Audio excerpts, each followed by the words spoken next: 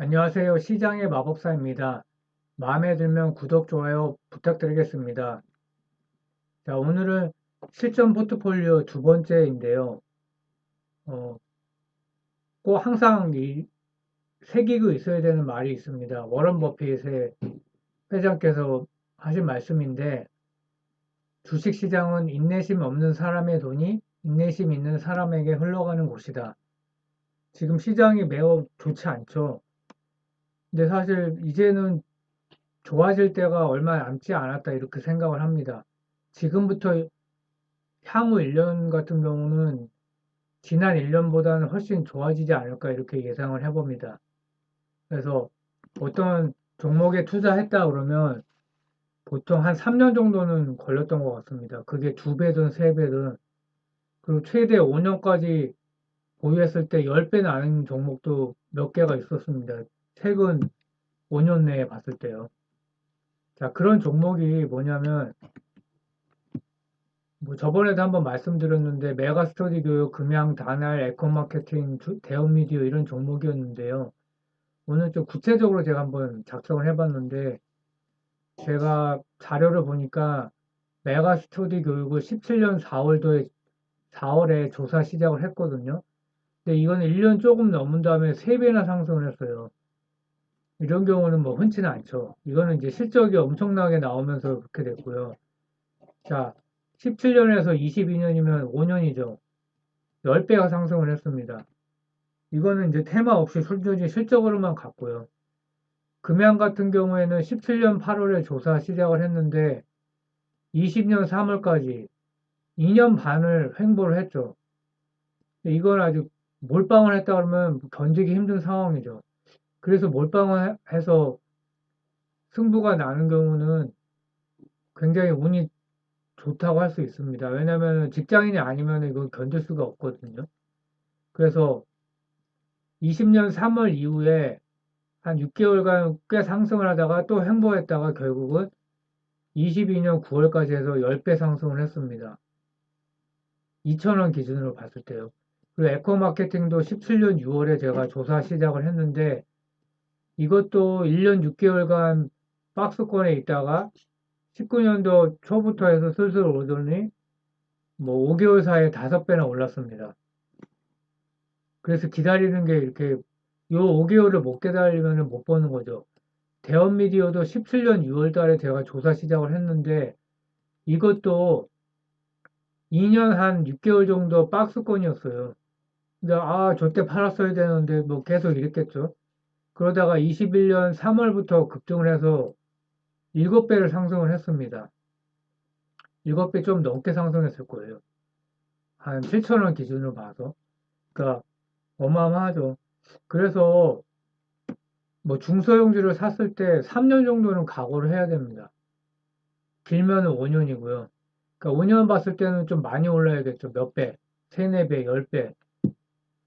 자, 그래서 최소 12개월에서 최대 5년, 일반적으로 3년 정도 걸린다. 이렇게 알아두시면 될 것 같고요.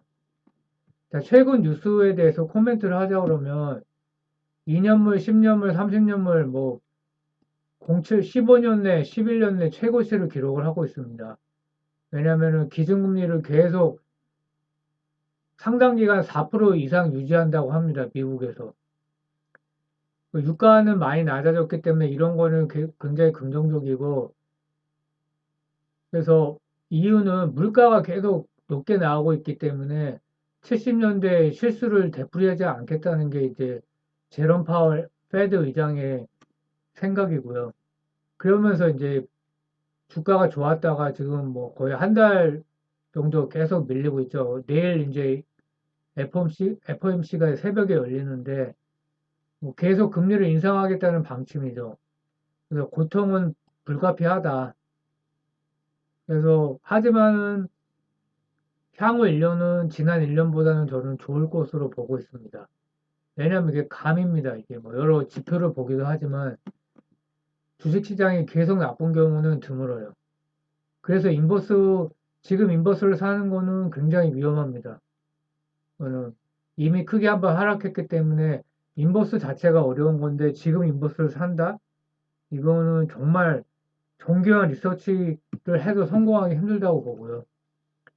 그래서 미국이 금리가 높게 유지가 된다 그러면 향후 10년간 미국 주식이 박스권일 가능성이 꽤 있다.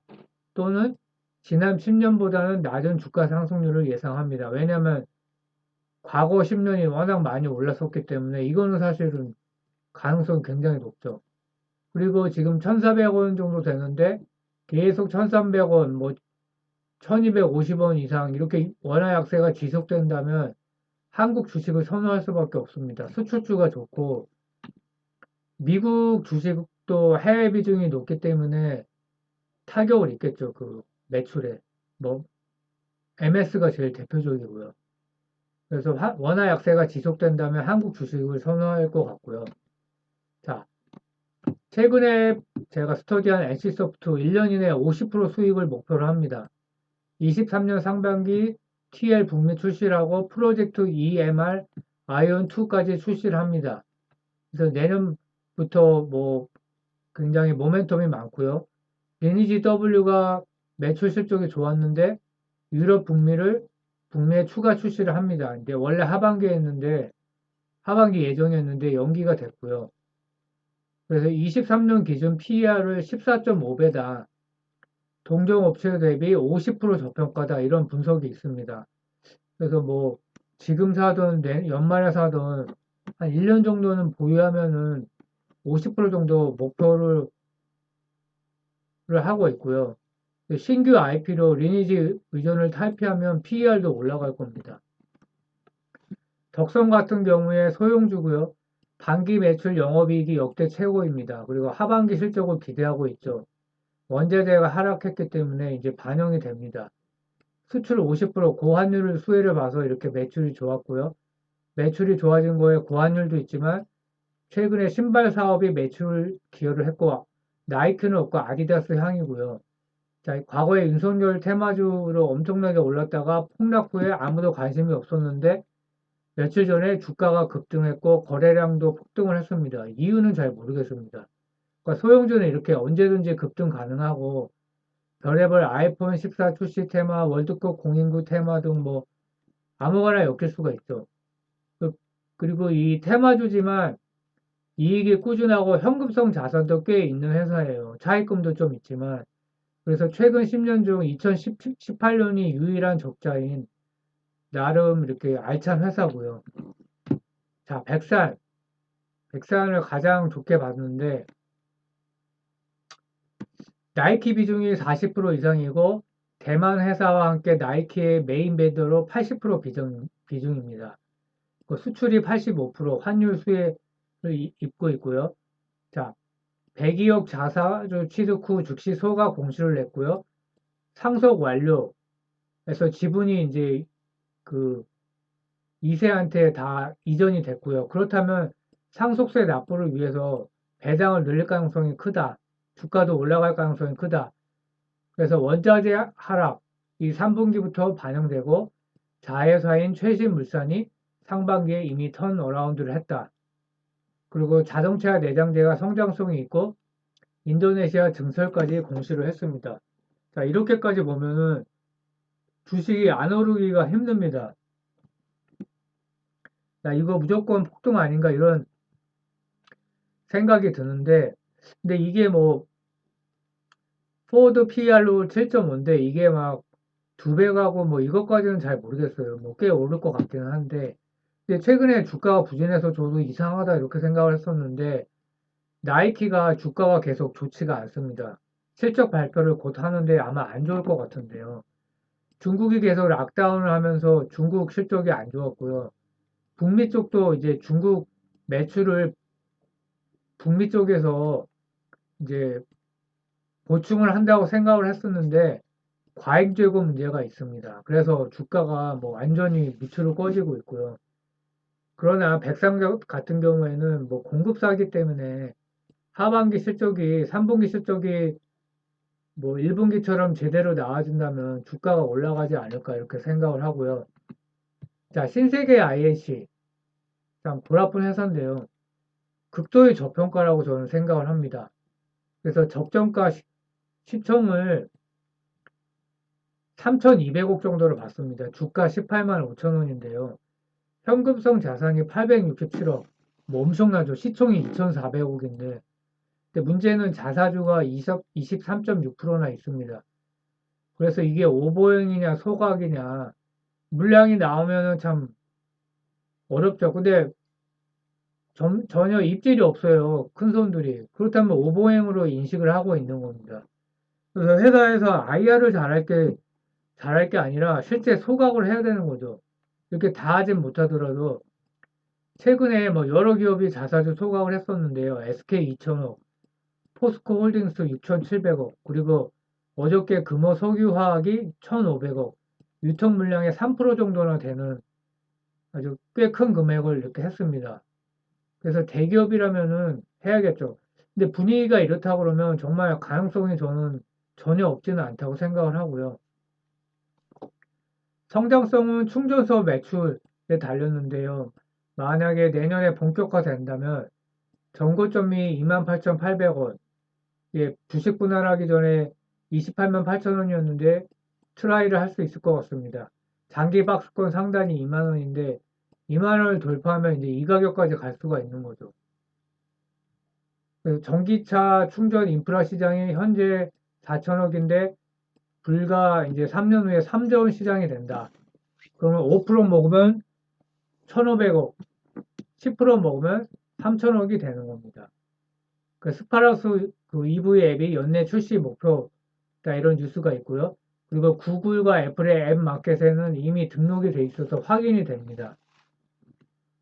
그래서 조금 뉴스를 갖고 보충을 해보면 자, 상반기 기준 국내 전기차 누적 등록 대수는 30만 대 정도 되는데 전년 동기 대비해서 72.5%나 증가했습니다. 근데 전기차 충전기의 경우 13만 대밖에 안 됩니다. 그러니까 절반 이하죠. 그래서 충전 인프라 시설이 크게 늘어나야 되고요.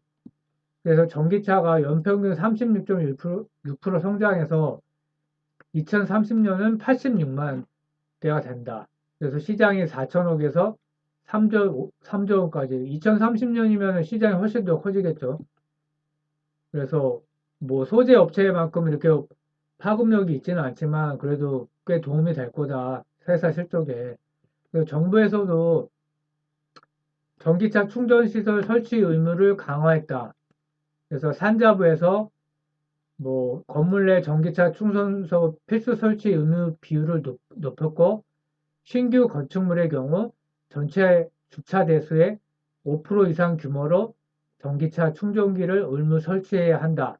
또 내년부터는 공공 건물을 시작으로 예전 건물까지 뭐 예전 아파트나 대형 마트에서도 2% 이상 전기차 충전기를 의무 설치해야 한다고 발표를 했습니다. 당연히 이제 호재고요. 그 외에 테마가 구글의 핏빗 스마트워치를 온라인으로 판매한다고 합니다. 근데 이게 테마가 될 수 있고요. 그리고 최근에 공시한 게 LG U 플러스 데이터 센터 아웃소싱 서비스 계약을 했다고 밝혔는데 금액을 밝히지는 않았고요. 그래서 최소 263억 이상을 그런 매출을 올렸다고 이제 뭐 발표를 했고요. 이제 정확한 금액은 이제 나중에 발표한다고 합니다. 자, 마음에 들면 구독, 좋아요 눌러주세요. 예, 감사합니다.